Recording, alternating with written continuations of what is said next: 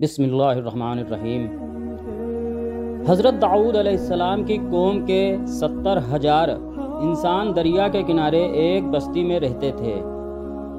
ان پر خدا کی بہت رحمتیں تھیں، اور جب ان پر خدا کی رحمتیں برستی رہیں تو وہ لوگ خدا سے غافل ہو گئے اور اپنی دنیا میں مگن ہو گئے۔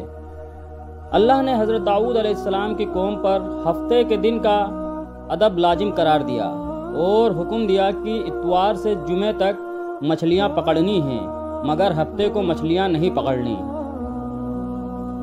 حضرت داؤد علیہ السلام کی قوم نے اتوار سے جمعے تک مچھلیاں پکڑنی شروع کر دیں، مگر ہفتے کو مچھلیاں دریا میں زیادہ ہوتیں اور باقی کے 6 دن کم ہوتیں۔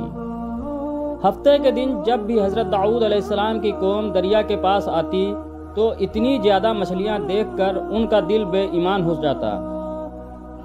شیطان نے ان کے اس لالچ کا فائدہ اٹھا کر ان کو اکسانا شروع کر دیا، اور انہوں نے سوچ لیا کہ ہفتے کو وہ دریا میں جال لگا دیا کریں گے اور اتوار کو پکڑ لیا کریں گے۔ اسی طرح کچھ لوگوں نے جال لگا لیے اور کچھ لوگوں نے چھوٹے چھوٹے حوض گھر تک بنا لیے اور اس حوض کا دریا تک راستہ بنا دیا، اور ہفتے کو مچھلیاں جب ان حوض میں اور جال میں آ جاتی تو وہ پکا کر کھا لیتے۔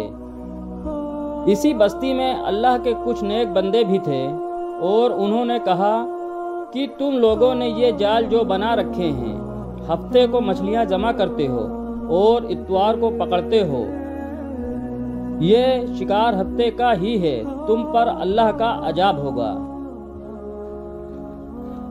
تم لوگ گناہ کرنے سے باز نہیں آئے تو وہ لوگ ہنسنے لگے اور کہنے لگے، ہماری جو مرضی ہم وہ کریں گے۔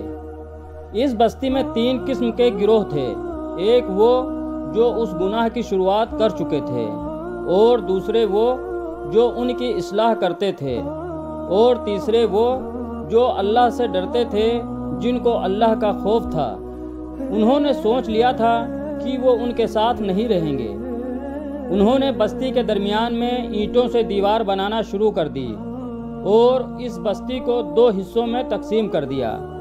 ایک طرف وہ لوگ تھے جن کو اللہ کا ڈر تھا، اور دوسرے وہ لوگ جو اللہ کے ڈر سے بے خوف ہو چکے تھے اور گناہ کرتے جا رہے تھے۔